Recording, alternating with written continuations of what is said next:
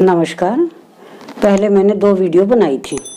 जो मैंने आपको बताया था हमारी रसोई में 4 प्रकार के जहर होते हैं। जहर का मेरा तात्पर्य यह है, जहर की तरह हमारे शरीर में नुकसान करते हैं।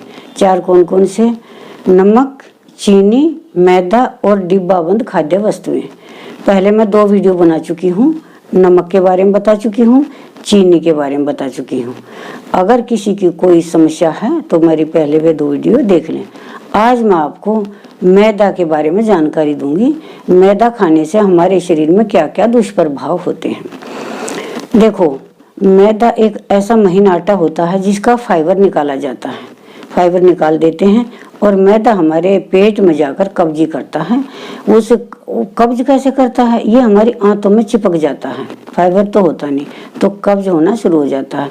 जैसे हमने खाई ब्रेड, बिस्कुट, नमकीन, चाउमीन, तरह तरह की चीज मैदे से बनी हुई, सड़ी हुई मैदे से बनी हुई। इसको पहले इसकी बनाने की एक ऐसी प्रक्रिया होती है, मैदे को पहले सड़ा देते हैं। वो ऐसा हो जाता है एक गंदगी की तरह सड़ जाता है। सड़ा करके उसको मशीन में सुखा दे जाता है, किसी में नमकीन, मीठा कुछ मिला करके, और उन चीज़ों को हम खाते हैं।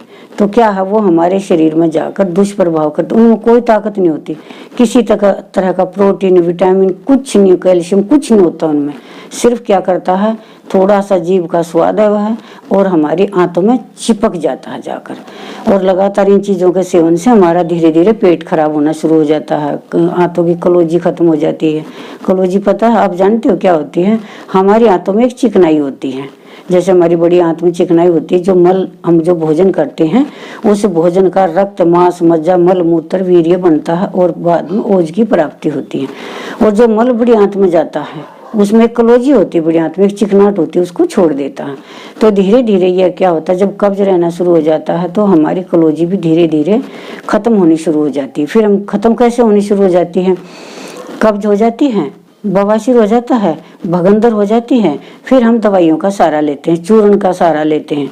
तो चूर्ण खाई, कोई भी दवाई खाई, विरेचक यानी दस्तावर, उस दवाई को ये नहीं पता होता कि मैंने मल निकालना है, उसका काम है सफाई करना। वो आंतों की कलौजी को भी साफ कर देता है। तो रेगुलर कब्जी रहनी शुरू हो जाती है। यानी कब्ज होने के कारण धीरे धीरे बवासीर भी हो जाती है, भगंदर भी हो जाता है। और बताऊं, पेट के कितने रोग होते हैं इस मैदा से। जैसे कुछ बच्चे मैदा खाते हैं, मैदे की चीजें खाते हैं, मठड़ी खाते हैं, तरह तरह के व्यंजन बनाए जाते हैं घर में भी। तो और घर में ना तो बाहर भी ये चीजें खाते, पता नहीं क्या क्या खाते हैं। तकरीबन सभी चीजें मैदे की होती है। तो उनके धीरे धीरे पेट खराब होने शुरू हो जाते हैं। क्या होता है, जैसे भी उन्होंने भोजन किया, आधे घंटे बाद जिसको ज्यादा तकलीफ होगी है तो मल त्यागने को चला जाता है। किसी को 1 घंटे बाद मल त्यागने को चला जाता है। भोजन का पाचन नहीं होता। जब भोजन का पाचन नहीं होता तो रक्त, मांस, मज्जा, मल मूत्र के, वीर्य, ओज की जो प्राप्ति होती है वो अच्छे से नहीं होती। तो शरीर की चमक चली जाती है, सुंदरता चली जाती है और पेट में गड़बड़ी रहनी शुरू हो जाती है। फिर धीरे धीरे आगे पेट खराब होकर और क्या समस्या हो जाती है, पेट में इस तरह के खाद्य पदार्थ खाने से, कब्ज रहने से, वो अंदर सड़ने से बैक्टीरिया पैदा हो जाते हैं जहरीले। वो बैक्टीरिया क्या कार्य करते हैं, हमारी आंतों में घाव कर देते हैं, हमारी आंतों में सूजन आ जाती है, हमारे पेट में दर्द रहना शुरू हो जाता है।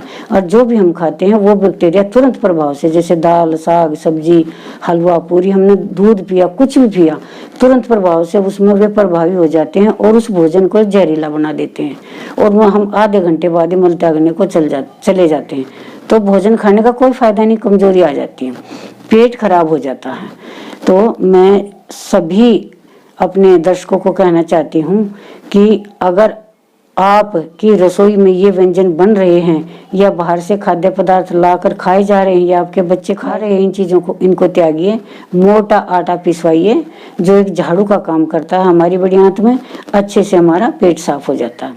आपको जानकर हैरानी होगी कि जो पेट रोगी मुझसे संपर्क करते हैं कि पेट में हमारी ये समस्या है, बवासीर है, भगंदर है, आंतों में सूजन है, सिंगरैनी है और कई तरह की समस्याएं होती हैं, ये तो आधे से ज्यादा तो मैं परहेज बताकर ही उनकी समस्या का हल कर देती हूँ। दवाइयाँ देने की भी उनको आवश्यकता नहीं पड़ती।